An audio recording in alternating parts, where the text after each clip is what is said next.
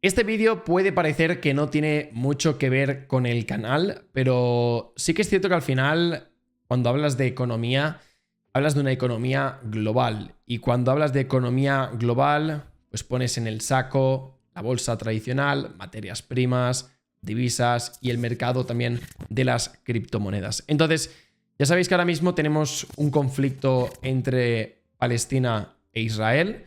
Realmente creo que informarse es muy importante para saber lo que puede ocurrir a lo largo de los próximos días, semanas, ver si realmente el conflicto puede escalar, ver si realmente esto puede afectar gravemente al mercado. Así que hoy contaré con la compañía de un gran amigo que nos va a poner un contexto de cómo hemos llegado al punto actual y sobre todo pues lo que puede seguir ocurriendo si realmente pues este conflicto no deja de escalar. Así que vayamos. Bueno chicos, ahora sí que sí, ya estamos con Uriol. Uriol ha sido una persona, un gran amigo, por cierto, que nos ha acompañado, nos ha acompañado en diferentes vídeos en el canal, también con el conflicto de Rusia y Ucrania. Entonces, ahora mismo es importante entender cómo está ahora mismo la situación en Palestina y en Israel, sobre todo porque esto puede generar un efecto mariposa en un futuro y sobre todo también porque al final es cultura general que uno tiene que conocer si está invirtiendo, porque de la noche a la mañana has invertido en Bitcoin, has comprado una acción o estás comprando dólares y de golpe puede subir, puede caer. Entonces, tener un contexto, una visión general de lo que está ocurriendo, creo que es importante, al menos para mí es interesante y por eso he querido hacer este vídeo, ya que, como os he dicho, ya hicimos el conflicto de Rusia-Ucrania. Así que, bueno, pues Uriol no es que sea un gran experto, pero creo que nos puede dar unas pinceladas muy generales de lo que está ocurriendo y así sobre todo para que sepamos un poco en qué contexto estamos ahora mismo y sobre todo qué puede estar ocurriendo a lo largo de las próximas semanas, que esperemos que no sea nada grave. Así que, Uriol, todo tuyo. ¿Qué tal, Marc? Pues encantado de tener la oportunidad de estar otra vez aquí en el canal y más con estos temas que no tienen nada que ver con Bitcoin ni criptomonedas, pero ya sabéis que me gusta mucho. De hecho, como bien ha dicho, yo no soy ningún experto ni me dedico de profesional a esto, pero sí que es un tema que me interesa. Y al final, cuando te interesa una cosa, pues como que lo absorbes todo y lo priorizas lo máximo. Así que creo que podríamos decir un nivel average, podría tener. Y para aquellos que a lo mejor oyen siempre de, en hebreo, en plan, Israel contra Palestina, palestinos atacan israelíes atacan palestinos, parece como la misma historia de siempre y de hecho es otro conflicto más de esta larga historia. Y básicamente hoy quería traer un poco de luz, intentar poner las cosas en orden para entender por qué hemos llegado hasta este extremo y luego pues analizaremos qué podría pasar en el futuro cercano y a largo plazo. Genial. Pues bien, creo que ahora mismo estáis viendo mi pantalla. Para ubicarnos un poco en el conflicto, ahora os hablaré del mundo, bueno, del mundo musulmán islámico. Hay como dos grandes bloques, los sunís y los chiíes. Probablemente ya lo habéis oído. El bloque verde serían los sunís, que está liderado sobre todo por el país de Arabia Saudí, que es este de aquí. Y también tenemos por el otro lado los chiíes, que están capitalizados por Irán, que es uno de los mayores enemigos ahora mismo de Israel. Para ubicarnos más cerca de Israel, nos tendríamos que ubicar en la zona de Middle East, donde veis aquí el pequeño mapa, que es donde se encuentra Israel y los territorios palestinos, este pequeño triangulito en el Mediterráneo. Por el norte se encuentra Líbano, por el noreste tienes Siria, que hace frontera también, al este tienes Jordania y al sur-oeste tienes Egipto. Y os hablaré sobre todo de la historia podemos decir, del siglo XX. Hay un canal que tiene un vídeo que Marcos enlazará por aquí arriba, que es el de Academia Play, que es un vídeo bastante largo, que explica mucho mejor que yo toda la historia, desde el origen hasta más o menos en la era actual. Pero para hacer un vídeo más corto y sintetizado, pues yo os hablaré sobre todo desde la fundación del Estado hebreo hasta el día de hoy. Pues bien, antes de que estuviera el Estado de Israel, el Estado judío, en Palestina estaban los británicos, es decir, era un mandato británico, una colonia del Reino Unido. Entonces, los judíos siempre han sido un pueblo muy perseguido a lo largo de la historia. Bueno, ellos también sí que habían estado en la zona de Palestina, fueron perseguidos, se ubicaron por zonas de Europa, desde Australia, Latinoamérica, incluso países árabes como del norte de África, de Irak, Siria, etc. Y todos estos judíos, pues al ser muy perseguidos, a finales del siglo XIX, nació lo que se denomina el movimiento sionista, que a lo mejor veréis muchas noticias de estos sionistas, no sé qué, no, son muy malos, etcétera. Pues los sionistas al final es como los judíos que están a favor de poder crear un Estado de Israel, porque ellos consideran que es la única opción que tienen de sobrevivir. Es decir, tener un Estado donde todos los judíos del mundo estén unidos y poder protegerse. Es como su zona segura, podríamos decir, ¿no? Sí, sí, sí. Vale. Y exacto. Y entonces, lo que hemos dicho, Palestina era un mandato británico. Cuando digo era un mandato británico, era como gobernado por británicos, pero ahí evidentemente convivían cristianos, judíos, árabes, musulmanes, todo. Están mezclados. Y se propuso un plan de partición. Eso sobre todo nace después del Holocausto, porque después del Holocausto sí que eso marca mucho antes y después a los países de Europa y aliados diciendo, esta gente las han pasado muy mal y quizá tengan razón, quizás sí que merezcan un Estado. Y podríamos decir que un Estado hebreo nace de una voluntad del pueblo judío por un lado y por el otro de este sentimiento de, hostia, quizá los países occidentales debemos ayudarles. Entonces, los británicos proponen, y en la ONU también se propone un plan de partición que es como vemos ahora mismo aquí en el primer mapa, donde de color azul pertenecería al Estado hebreo y de color verde pertenecería al Estado árabe. Si os fijáis, en Jerusalén hay un color así rojizo naranja, pone zona internacional, porque esta ciudad es sagrada, es muy bonita, o sea, si tenéis la oportunidad ahora mismo no, pero más adelante, si la situación se calma, pues Israel es un país y Palestina muy chulo donde podéis viajar, la verdad, a nivel religioso, histórico-cultural. Y Jerusalén, como es una ciudad muy disputada y todo el mundo la quiere, pues decidieron hacer como un cordón y una zona internacional.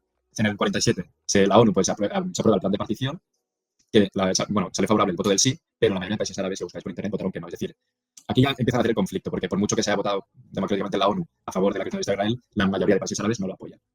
En el 48, Israel declara su independencia y al día siguiente es atacado por sus vecinos, que son Egipto, en ese momento era Transjordania, actual Jordania, Siria y Líbano.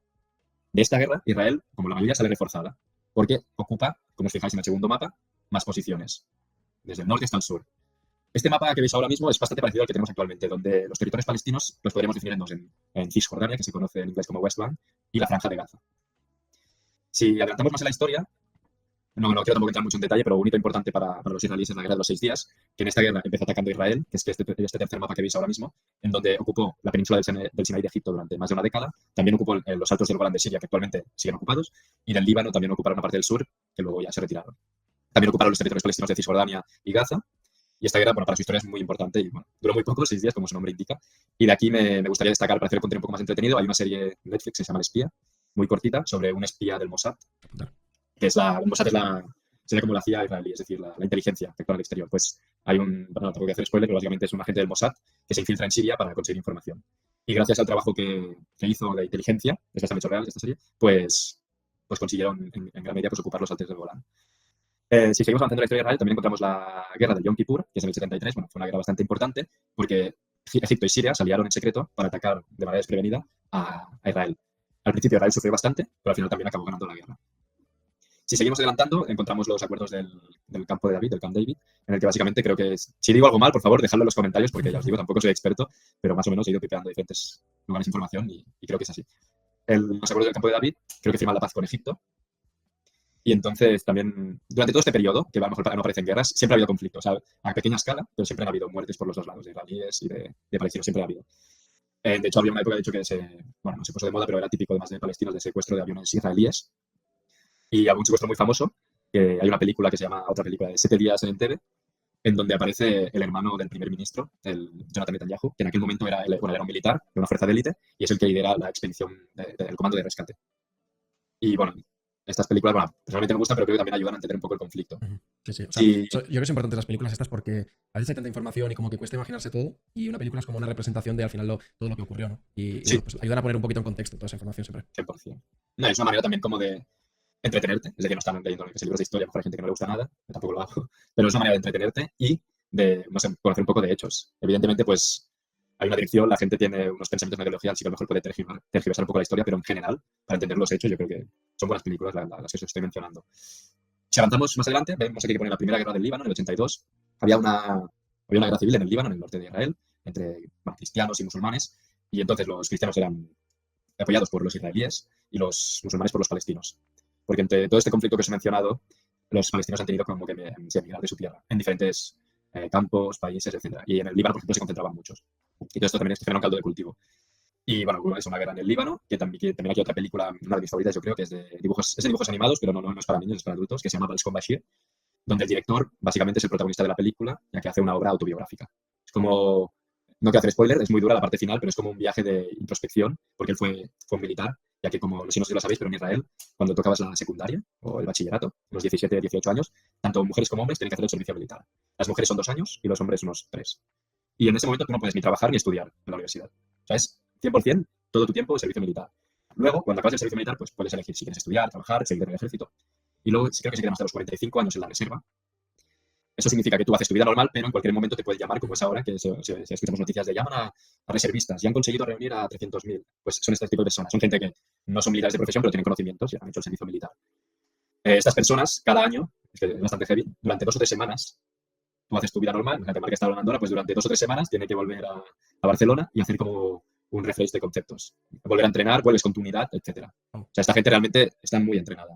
Porque el servicio militar es muy largo, porque luego, durante hasta los 45 años, sigues entrenando 2-3 semanas. Al final yo creo que es un país que por la situación y el contexto que vive necesita tener gente pues que esté preparada en cualquier momento. O sea, al final los acontecimientos del pasado, presentes y futuros justifican un poco pues que la población tenga que estar preparada por lo que se ve.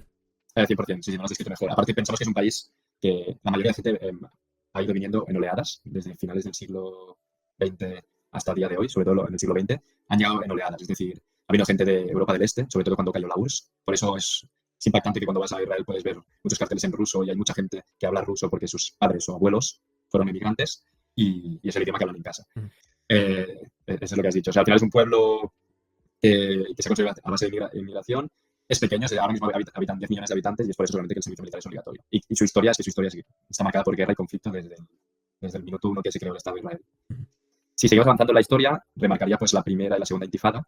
Esto fue como un conflicto que se alargó, bueno, se alargó durante varios años. No era un conflicto bélico tan importante quizá como hemos visto ahora, pero sí que era lo típico de que se ven niños tirando piedras contra tanques, también había bombardeos, o sea, al final era otra parte más del conflicto. Entonces, como vemos en el mapa, después de la guerra de los 6 días, pues Israel ocupó muchos territorios, hubo más conflictos. Se fue firmando la paz, como veremos más adelante, con Egipto, con Jordania. Como he dicho, entre las dos intifadas encontramos los acuerdos de Oslo, donde básicamente se trató de pacificar un poco el conflicto. En aquel momento el líder palestino era Yasser Arafat y se acordó lo siguiente: la creación de la Autoridad Nacional Palestina. Es decir, estos palestinos reconocían a Israel y Israel también tenía que reconocer su parte, como fueran dos países. También se acordaron diferentes áreas, como veremos, en Cisjordania. Área A, área B y área C. La parte esta de Cisjordania, que es la que veis así de color mesh, la área era controlada por la Autoridad Nacional Palestina, 100% por ellos. La área B era gobernada por la Autoridad Palestina, pero controlada militarmente por Israel. Y el área C es un área puramente controlada por Israel. O sea, si ahora tenéis este snapshot, esta imagen, básicamente de Palestina y la Franja de Gaza, aquí que vemos en el suroeste, y estos territorios que parecen manchas de aceite por Cisjordania.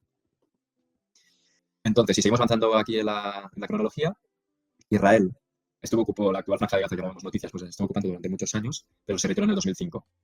Al cabo de unos años, la Franja de Gaza empezó a ser controlada por Hamas, que es lo que hemos visto de este ataque y atentados que había en Israel.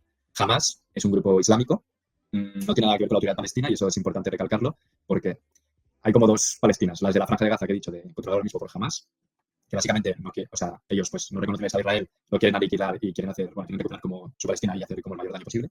Y luego está la parte de la Autoridad Palestina, que es más de Cisjordania, que son palestinos, no sé, quizá tienen una visión más, de ejemplo, más realista, y es decir, ok, no nos gustan quizá los judíos o los israelíes, pero esta gente están aquí, tienen una fuerza militar importante, han construido una economía bastante sólida en la región de Oriente Medio, tenemos que convivir con ellos, quizá aunque no nos guste, vamos a intentar llevarlo lo mejor posible.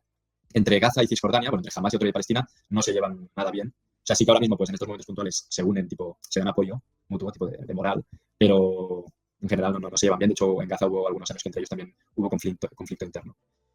Y me gustaría destacar de aquí, luego hubieron varias guerras en Gaza, veis que pone Operación Plomo Fundido, Operación Margen Protector, y de hecho aquí en el 2014 también otro documental recomendado, que se llama Nacido en Gaza, que es la visión de un niño que nace en Gaza y su día a día, que es como una cárcel al aire libre, ¿no? Y esta creo que es dirigida por el Nancy, un director español, y está bastante bien, la verdad. Y luego aquí también recomendaría, la estoy viendo actualmente, justo, que hay una serie de Netflix que se llama Fauda, es muy interesante, también del conflicto, que es de una fuerza de élite israelí que se infiltra en Cisjordania y también en Gaza, etcétera. Y la verdad, a mí, es lo que he dicho, es una manera que me ayuda a entretenerme y aprender también cosas sobre su cultura. Entonces, para acabar ya la historia muy resumida del Estado hebreo, y aquí cabe destacar, en 2018 Israel, en lugar de Tel Aviv, pues declara que su capital es Jerusalén, y Estados Unidos pues su embajada. Esto no le gusta nada a los palestinos. Y también en 2020 hubo los acuerdos de Abraham, como ahora veremos, donde países como los Emiratos Árabes, Bahrein y Marruecos pues establecieron relaciones diplomáticas, comerciales, etcétera, con Israel. Esto que menciono es importante para entender el conflicto de hoy en día. ¿Cómo hemos llegado hasta aquí? Pues bien, por un lado tenemos comunidad árabe que se ha ido reconociendo pues a Israel, y eso pues a los palestinos los deja como de lado y no les gusta nada. También, y eso es importante destacar, de los acuerdos de los que hemos hablado, durante todos estos largos años pues han habido nuevas colonias de asentamientos judíos, como veis en esta animación, que han ido construyendo, y esto, por ejemplo, pues viola esos acuerdos, ya que ellos acordaron de no expandirse más. Por un lado, estas colonias, con sus conflictos que tienen entre palestinos, entre árabes y judíos, más el reconocimiento de países árabes, pues ha llegado a una situación para el pueblo palestino de desesperación. Y ahora mismo, enlazando con lo que hemos dicho al principio, que he dicho, ¿por qué Arabia Saudí es importante aquí? Bien, ahora mismo Estados Unidos se encontraba mediando entre Israel y Arabia Saudí para llegar también a un posible acuerdo de reconocimiento diplomático, lo que sea.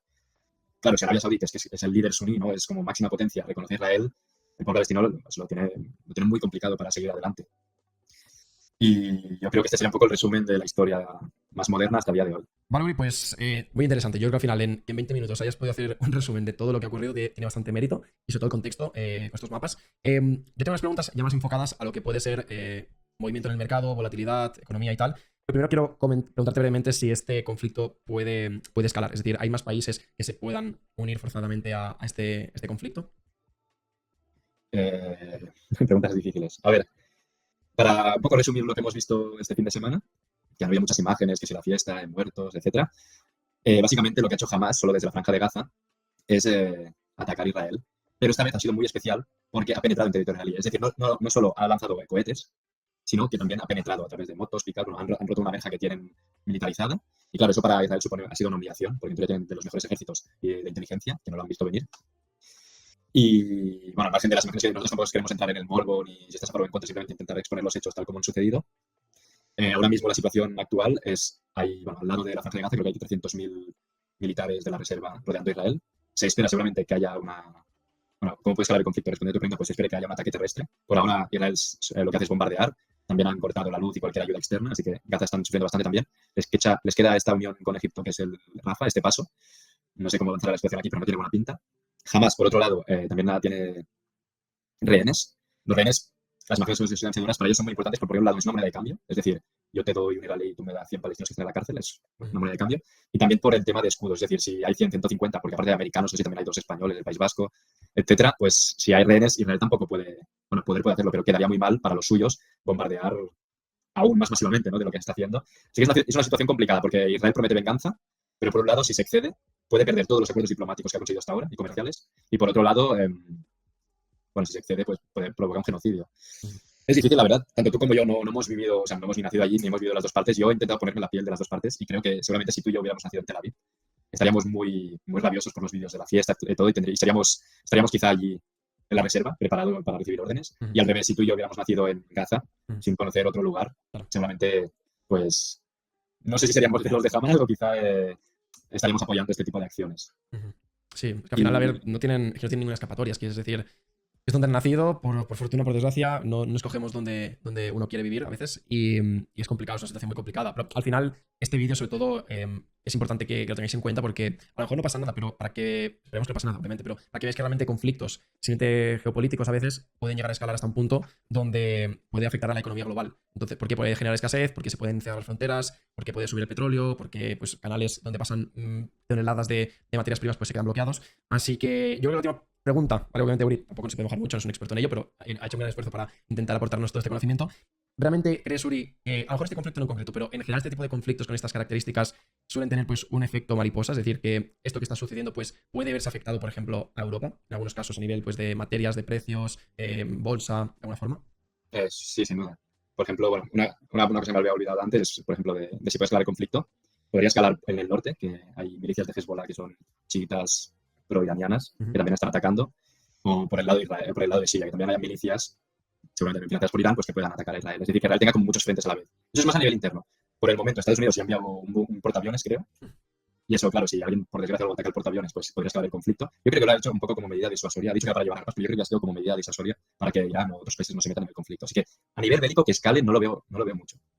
No. Ya tienen, por ejemplo, Estados Unidos ya tienen suficiente con Ucrania y con todo lo que está inyectando dinero y armas. Y hay otra parte importante quizá a nivel económico que nos puede afectar, que es aquí que veis el estrecho de Hormuz. Este cuerno de aquí, el Golfo Pérsico, creo que forma parte sobre todo de Irán y la mayoría de combustibles que se transportan a nivel marítimo, creo que eran un 20% casi de la producción mundial, tienen que pasar por aquí. Si Irán quizá no quiere entrar directamente, pero decide, por ejemplo, cortar este estrecho, lo que haría es, encarecería el combustible, que al final es la base de todo, de fábricas, transporte, maquinaria, y como has dicho, no sé si es el efecto mariposa o efecto cadena, pero bueno, lo que produciría es que si desde la base todo se va encareciendo, pues se encarecería también todos los productos y todos los suministros de nuestro día a día. Por ejemplo, de aquí se envían muchos barcos hacia la India y hacia la China, de petróleo y gas licuado, y si se encarece el combustible, quizá, no se me está inventando, pero quizás se encarece también la producción de microchips, y eso se puede traducir pues que tu iPhone o tu móvil, tu smartphone nuevo, pues sea más caro, con un efecto de cadena.